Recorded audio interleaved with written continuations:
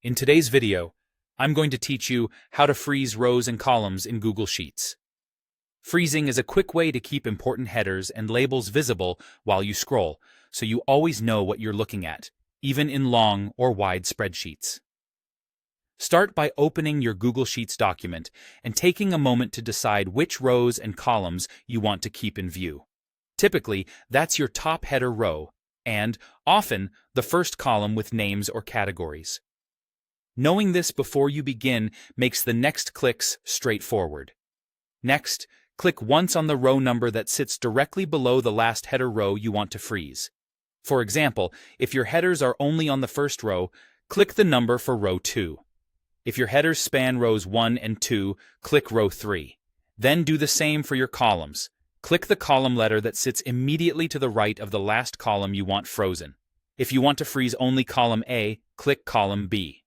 If you need columns A and B frozen, click column C.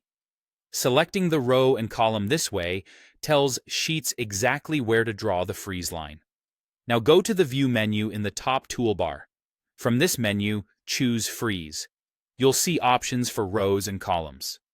Click up to Current Row, X, to lock the rows above your selection, and up to Current Column, Y, to lock the columns to the left of your selection.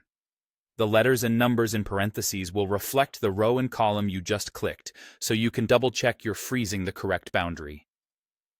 Once you've set it, test your freeze. Scroll down your sheet and make sure your header rows stay pinned at the top.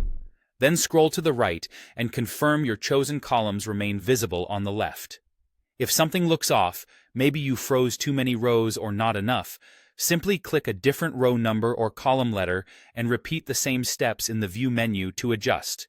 You can freeze both rows and columns at the same time, and Sheets will keep both in view as you navigate. A quick tip to ensure accuracy. Always select the row directly below your final header and the column directly to the right of your final label column before using the freeze option. This prevents accidentally hiding data you still want to scroll. And that's it.